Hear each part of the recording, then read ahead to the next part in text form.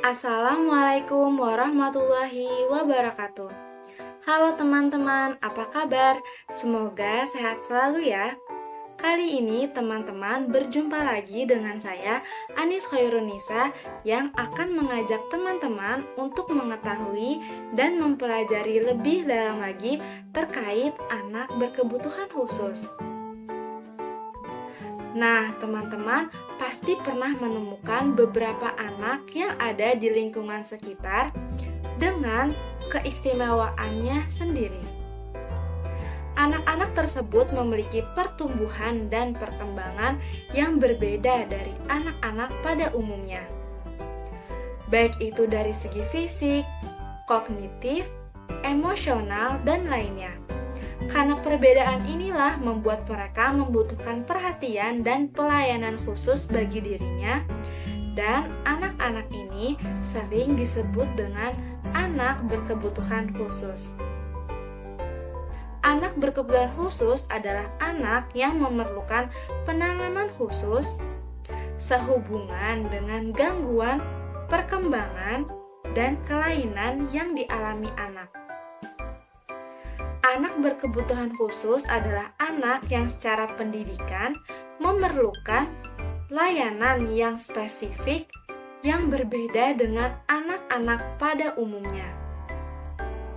Anak berkebutuhan khusus ini memiliki apa yang disebut dengan hambatan belajar dan hambatan perkembangan. Oleh sebab itu, mereka memerlukan layanan pendidikan yang sesuai dengan hambatan belajar dan hambatan perkembangan yang dialami oleh setiap anak. Nah, kita sebagai masyarakat juga tidak boleh memandang sebelah mata anak-anak berkebutuhan khusus. Karena setiap anak itu diciptakan dengan unik dan spesial. Cara pandang kita terhadap anak akan menentukan cara perilaku kita terhadap mereka. Maka dari itu, kita harus memandang anak berkebutuhan khusus dengan berbagai hal positif yang tentunya dimiliki oleh anak. Sehingga kita dapat menyayangi anak berkebutuhan khusus sebagaimana kita menyayangi anak normal lainnya. Sebagai masyarakat, dalam menghadapi anak berkebutuhan khusus sejak dini akan memberikan dampak yang signifikan dalam merawat, memelihara, mendidik, dan mengasah bakat atau potensi yang dimiliki setiap anak berkebutuhan khusus.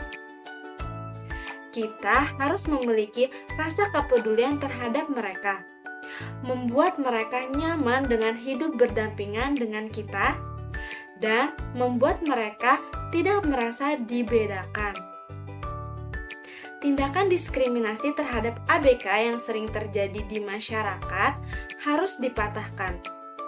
Dan perlahan cara pandang masyarakat terhadap ABK saat ini sudah ke ranah positif, karena banyak sekali gerakan-gerakan dan organisasi baik itu dari masyarakat dan mahasiswa yang menanamkan rasa kepedulian tinggi terhadap ABK. Nah, teman-teman juga harus mengetahui bahwa anak berkebutuhan khusus juga memiliki hak dalam menjalani kehidupannya. Hak-hak tersebut meliputi pemenuhan hak sipil dan kebebasan, hak lingkungan keluarga dan pengasuhan alternatif, hak pendidikan, hak memperoleh kesempatan yang sama, hak dalam menggunakan fasilitas yang ada, dan masih banyak lagi hak anak berkebutuhan khusus yang harus diberikan. Dan dalam pemenuhan hak pendidikan, pemerintah telah membangun banyak sekolah luar biasa yang tersebar di Indonesia dan penerapan pendidikan inklusif di setiap tingkatan sekolah. Untuk memenuhi kebutuhan pendidikan ABK, fasilitas yang diberikan kepadanya juga harus sesuai dengan kebutuhannya. Sebagaimana pada anak tunanetra, maka fasilitas yang dibutuhkannya itu seperti braille dan peralatan orientasi mobilitas serta media pelajaran yang memungkinkan anak untuk memanfaatkan fungsi perabaan dengan optimal. Kemudian ada fasilitas pendidikan bagi anak tunarungu yang meliputi audiometer dan hearing aids yang bisa membantunya untuk mendengar.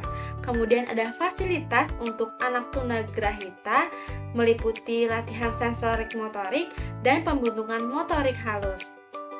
Kemudian ada fasilitas pendukung pendidikan untuk anak tunadaksa yang berkaitan dengan aksesibilitas gedung dan ruangan, dan fasilitas fisioterapi, terapi bermain, dan terapi okupasi. Selain itu, bagi anak tunadaksa, fasilitasnya mobilisasi itu meliputi kruk, sprint, brace, dan kursi roda.